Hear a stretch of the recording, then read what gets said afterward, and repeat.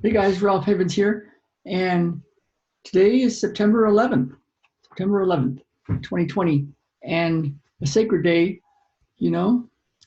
So years ago, I don't even remember when, it was way before the big September 11th day, but I was traveling from San Diego to Los Angeles for some treatment. I was getting a lot of treatment with this integrative manual therapy stuff, and my SUV, I loved that SUV, it was so fun, but there's a checkpoint between San Diego and Los Angeles to check for illegal aliens and contraband of all sorts. And so they had the agents there, and he was like, "Hey, look," and my car was smoking out. And so I barely made it about 100 meters past the checkpoint, and then it died for the last time. And so I had a cell phone, I think. Then I must have, and it was a long time ago. And so I found a tow place that could tow me to their place in Orange County, San Clemente, California, and right across the street was a rent-a-wreck car place. So I rented a car and then drove up to LA and had my treatment, and then came back, and the guys were like, "Well, we could buy your car," and I'm like, "Well, let me see, let me think about it." And then I ended up taking a bus ride back to San Diego.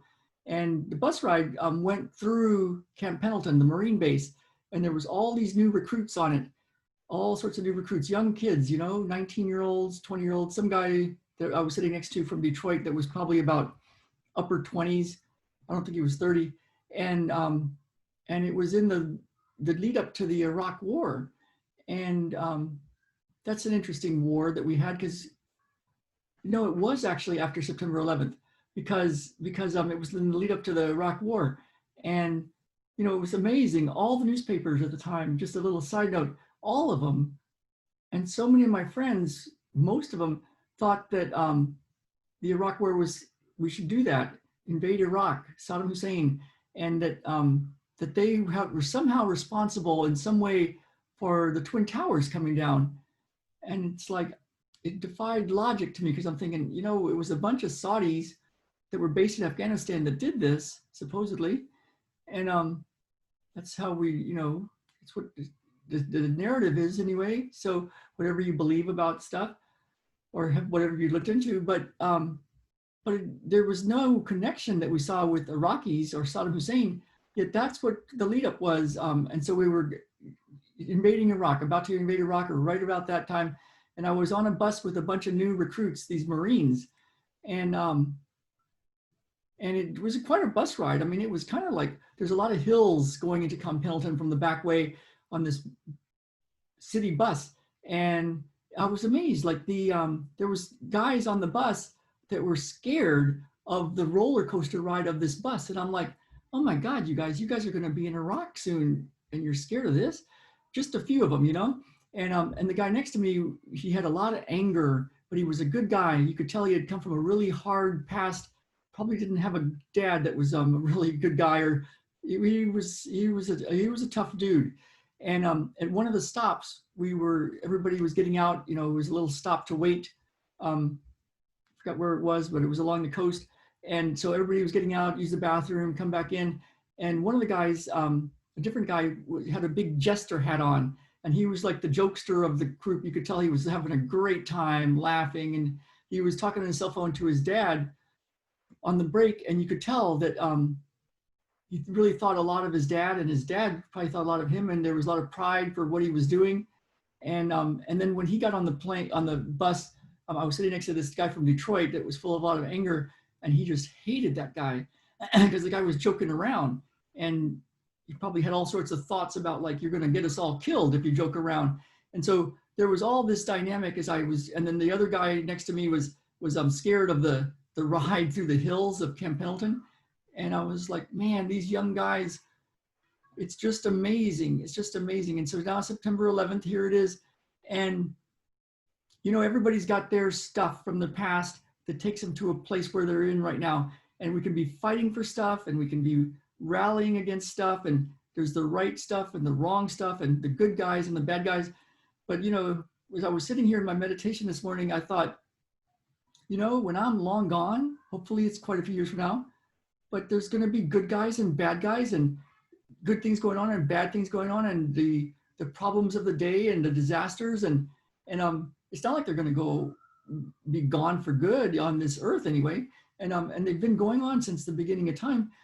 So it's like, well, how do we want to live right now? And how do you want to play? It's kind of like a season, a football season, and there's different games along this way, our life. And one of my coaches, one of her big things is to help veterans, because 22 veterans kill themselves every single day. And so the thing is, one of my clients yesterday was talking about the stuff going on with the lockdown, the mass, and the injustice, and what's going on with stuff. And we were talking, and what we came to was that, there's so many times in history when something really big happens, really big. Like I was reading about Anne Frank today, the little girl, and she was 13 when she got her little journal, and Jewish girl in Amsterdam.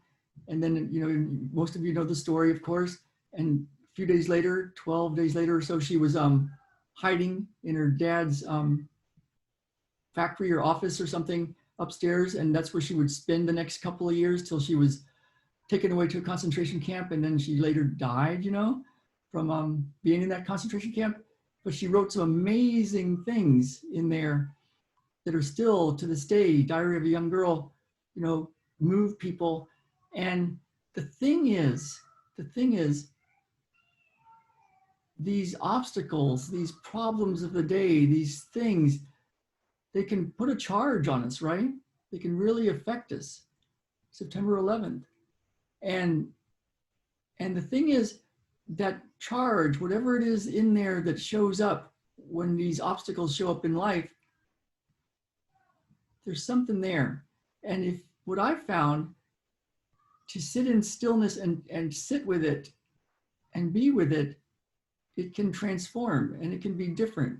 And if it wasn't for this big obstacle, whatever it is, the obstacles of the day, you might never get to that spot and be able to sit with it. And it's a way to truly turn any obstacle into your way. So on this day, I think it's a sacred day, whatever you believe. I'm just putting it out there to go inside, and that's what I'm doing, and just feel what charge I have and just sit with it, because we're going to be gone, and there's going to be problems, and there's going to be disasters, and there's going to be injustices 40, 50, 60, 70 years from now, as long as the earth is still here, I guess, and people. So how do you want to deal with this? These obstacles could be your way to greatness, to what you're here to do.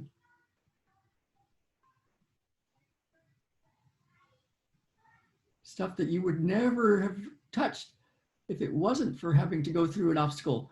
So, so I'm just going to sit here. I'm going to enjoy the day and have a really good day today.